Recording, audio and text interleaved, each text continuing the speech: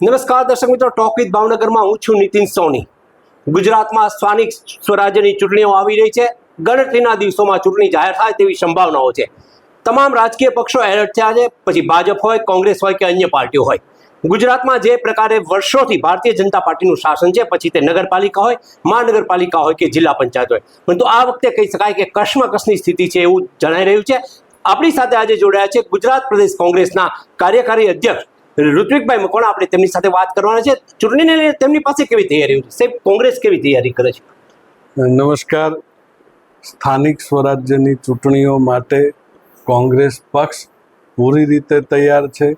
શહેર પ્રમુખ અને એમની સંગઠનની ટીમ ભૂતકાળની અંદર કોર્પોરેશનની ચૂંટણી લડેલા જીતેલા કોર્પોરેટરો, થોડા ઘણા મહેનત માટે રહી ગયેલા ઉમેદવારો, આ બધા સાથે મળી અને પૂરી તાકાતથી કોર્પોરેશનની ચૂંટણીઓની અંદર ઉતરશે। સાહેબ, જે પ્રકારે વાત કરીએ, ગ્રાફ ઘટી રહ્યો છે। 2015ની સાલમાં ચૂંટણી થઈ ત્યારે કોંગ્રેસને 18 બેઠકો હતી, 2021 આવી ત્યારે માત્ર 8 બેઠકો મળી છે। આ વખતે શું સ્થિતિ છે?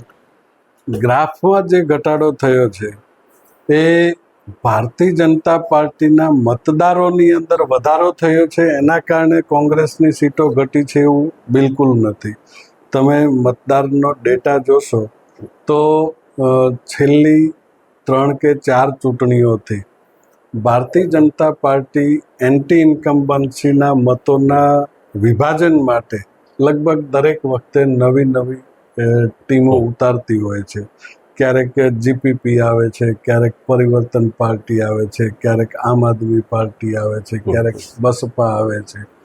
તો એવી રીતે ગઈ વખતે જે એન્ટી ઇન્કમ્બન્સીના મતો હતા અથવા કોંગ્રેસની જે બેઝિક વોટ બેંક હતી એ ક્યાંક ને ક્યાંક આમ આદમી પાર્ટીના વાતોમાં આવી અને દિલ્હી શાસનનું મોડેલ દેખાડી અને લોકોને ભરમાવવાની અંદર થોડા ઘણા અંશે સફળ થઈ અને એનું નુકસાન છે કોંગ્રેસ પાર્ટીએ ભોગવવું પડ્યું। એના પરિણામે છે એ એના ઉમેદવાર સભ્યોની અંદર ઘટાડો થયો છે।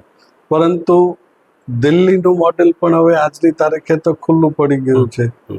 તો દિલ્હીની જનતા જેમ સમજી ચૂકી છે એમ ધીમે ધીમે ગુજરાતની જનતા પણ સમજતી જાય છે। આવનારા સમયની અંદર આમ આદમી પાર્ટી જે નુકસાન ગુજરાતની અંદર ગઈ વખતે કરી શકી હતી એટલું નુકસાન આવનારા સમયમાં કરે એવું લાગી રહ્યું નથી, કારણ કે આમ આદમી પાર્ટી ગુજરાતમાં જીતવા માટે ક્યારેય લડતી જ નથી।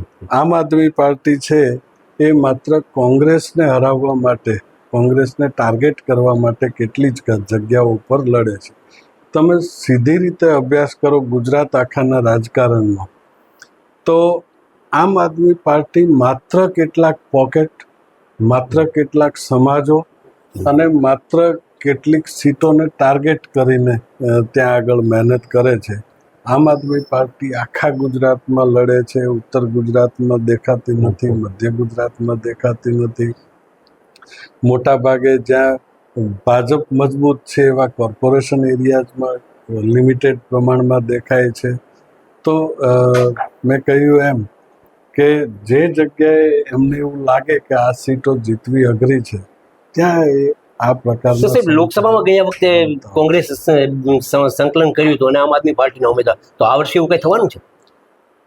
એવું એટલા માટે નથી લાગી રહ્યું કે ગઈ વખતે લોકસભાની અંદર પ્રયત્ન કરી જોયો કે આમ આદમી પાર્ટી સાથે સંકલન કરી અને ચૂંટણી લડવા માટે, પરંતુ મતની ટકાવારીની અંદર જે ફાયદો થવો જોઈએ અથવા જે પરિણામ દેખાવું જોઈએ ક્યાંક ને ક્યાંક એ લોકો એની અંદર નિષ્ફળ રહ્યા છે અને પોતાની વોટ બેંક સરકી ન જાય એટલા માટે જે પ્રમાણિકતાથી એમણે ગઠબંધન ધર્મ નિભાવવો જોઈએ એ ગઠબંધન ધર્મ નિભાવ્યો નથી, એટલે લાગતું નથી કે ભવિષ્યમાં આવું કોઈ ગઠબંધન। સાહેબ, ખાસ કરીને જે પ્રકારે ભાવનગર મહાનગરપાલિકાની વાત કરી છે, આપણી પાસે નગરસેવકો ઓછા છે। જે પ્રકારે કોંગ્રેસનો અવાજ ગૃહમાં હોવો જોઈએ એવો નથી થયો। વિરોધના કાર્યક્રમ થાય છે ત્યારે માત્ર ગણા ગાંઠિયા કાર્યકરો હોય છે। આમ જનતા ક્યારેય વિરોધના કાર્યક્રમમાં કોંગ્રેસની સાથે નથી, એનું કારણ શું? છેલ્લા કેટલાક સમયનો તમે અભ્યાસ કરો તો ખૂબ જ દુઃખની વાત ત્યાં સુધી કહી શકાય કે પબ્લિકને હવે રાજકીય પક્ષો કે રાજકીય આગેવાનો ઉપર જોઈએ એટલો ભરોસો રહ્યો નથી. વડાપ્રધાનની સભા માટે પણ આજે 1000 બસ સરકારી મૂકવી પડે છે. અધિકારીઓ અને પદાધિકારીઓને ટાર્ગેટ આપવા પડે છે.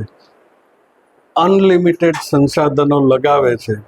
ત્યારે વડાપ્રધાનની સભાની અંદર સંખ્યા થાય છે.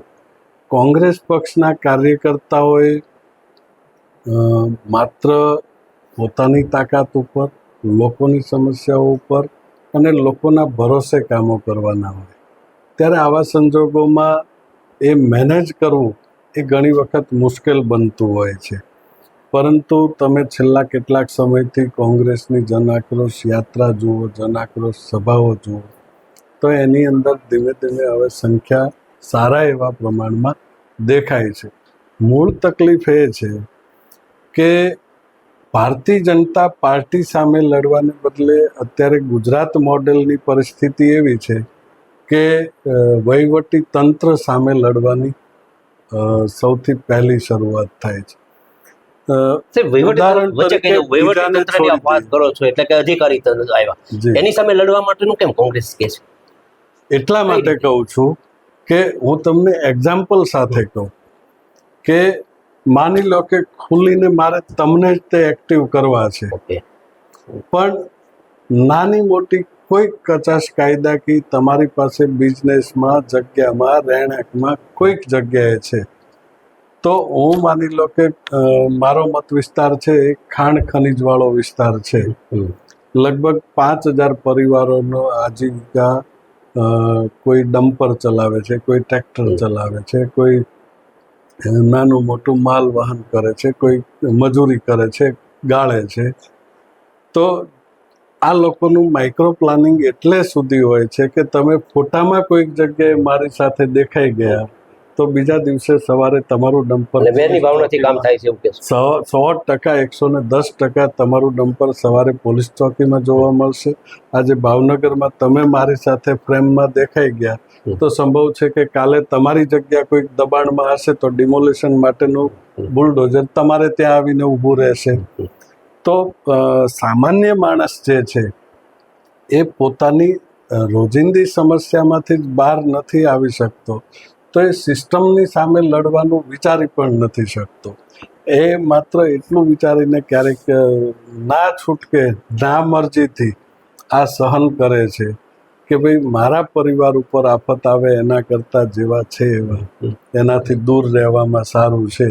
એટલા માટે પણ ઘણી વખત આ પ્રકારે મતદાન. છેલ્લો સવાલ છે, આગામી ચૂંટણી જે આવી રહી છે, મહાનગરપાલિકા હોય, જિલ્લા પંચાયત કે નગરપાલિકા, કોંગ્રેસ પાસે કાર્યકરોની ફોજ જોઈએ એટલી નથી, બહુ વાસ્તવિકતા છે, એના માટે શું કરશો? ધીમે ધીમે નવી પેઢી વાસ્તવિકતા સમજી રહી છે. નવી પેઢી પણ જોડાતી જશે. લોકોની પણ સહન શક્તિની એક હદ હોય છે.